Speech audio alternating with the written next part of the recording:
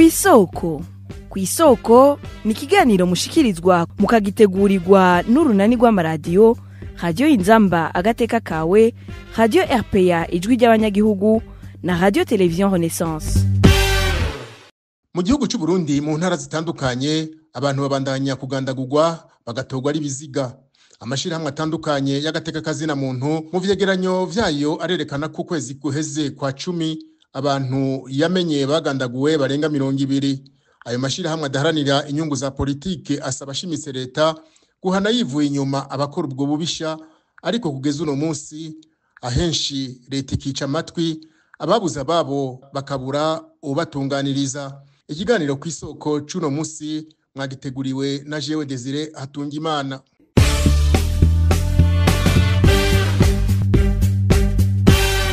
Ukwezi guheze kwa gitugutu kwaranzwe n'ubwicanyi bwasubiriye kwimonogoza mu bice byose by'igihugu, nk'uko ibiharuro vyegeranijwe mu vyegeranyo bitandukanye vy'amashirahamwe aharanira agateka kazina muntu n'amakuru atangwa n'abanyagihugu. Abarenga 200 nibo bamenyekanye ko bagandaguwe muri kuno kwezi mu ntara zine z'igihugu. Bamwe bagandaguwe hakoreshejwe ibigwanisho bisanzwe, mu gihe hari n'abandi bagandaguwe hakoreshejwe ibigwanisho bicira umuriro. Ni nkuru tubaza mugenzi wacu wa Tele Renaissance Reverien Bazikamwe.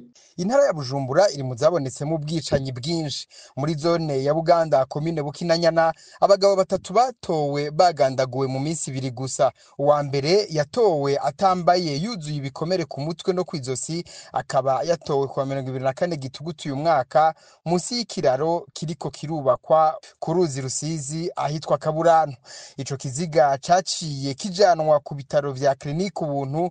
Bukeye bwaho abandi bagabo babiri baciye batogwa mu murima w'imyumbati ahitwa Gasenyi hegereye uguruzi nyene rwa Rusizi. Amakuru ava ngaho mu Gasenyi akemeza ko ivyo biziga bibiri vyariko birononekara bitashoboye kuja guhambwa kure yaho babikuye, baciye babahamba ngaho nyene ku itegeko ry'abajeje intwaro ngaho. Ababonye ivyo biziga vyose bakavuga ko abo bantu batashoboye kumenyekana, bagakeka ko bashobora kuba biciwe ahandi bakaza gutabwa ngaho ku Rusizi.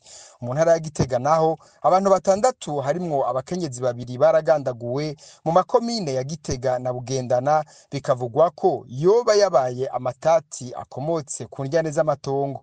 Ikibabaza abanyagihugu nuko hatanzwe itegeko ko abo bantu bahambwa batabanje gukorerwa ibipimo kwa muganga kugira bemeze uburyo bapfuyemwo.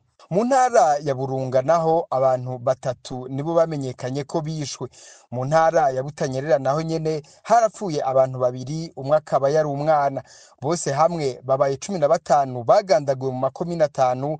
Abandi 5 bagandaguwe hakoreshejwe ibigwanisho bicira umuriro mu makomine ya Kanyosha, Bukinanyana, Mubimbi na Bubanza, mu gihe hari abandi 2 bishwe bacumiswe imbugita mu makomine ya Kirundo na Kayanza.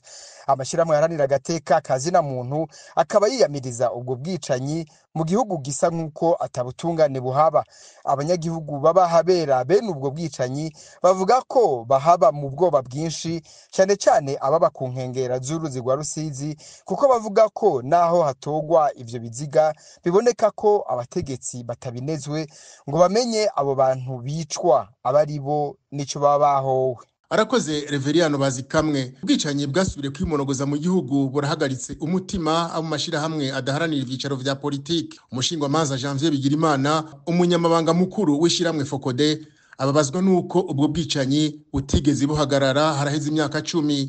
Aragabisha inzego za leta n'imbonerakure zikora kenshi ayo mabi ku munsi urizina bazobibazwa. Ivyo bintu twarabimenye, kandi kibabaje nuko ivyo bintu bikorwa nabo mu nzego za leta, bikaboneka yuko ubutegetsi bwa CNDD-FDD burongowe n'umukuru w'igihugu Varisito Ndayishimiye atana kimwe buriko burakora kugira ngo bahagarika ayo maroregwa, ahubwo bibandanya vyimonogoza. Rero twagomba gusubira kwibutsa abo bariko barabikora canke ababaha inkigi, ni kuvuga guhera ku mukuru w'igihugu n'abandi bose bateza kugira ico bakoze kugira ngo ubwo bwicanyi ko kunyuruzwa abantu bakabugwa irengero bihagarare, bamenye yuko ivyo bakora abarundi bariko barabitegereza, sabo bonyene babuze ivyo bintu bateza kubikurikirana.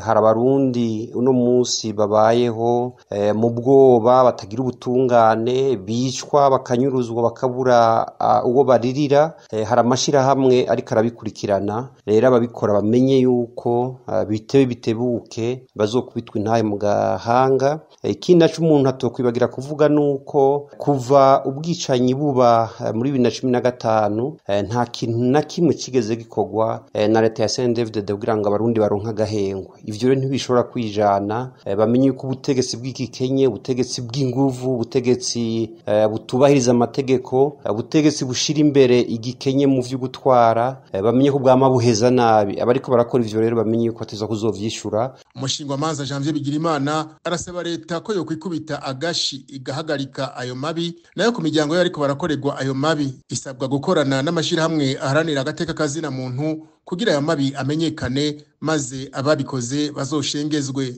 Tugasaba rero yuko bokubita agashi bakagira ikintu na kimwe bakoze kugira ngo abanyuruzwa, abicwa, ivyo bintu bihagarare.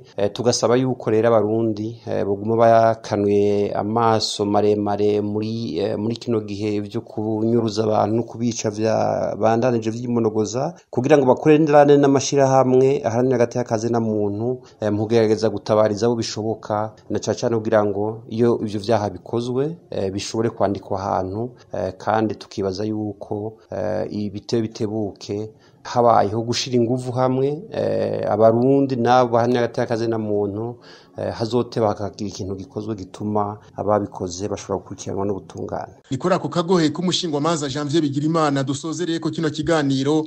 Nkabandi bashimiye mwebwe mwese mwaduteze amatwi. Cyari kiganiro kw'isoko.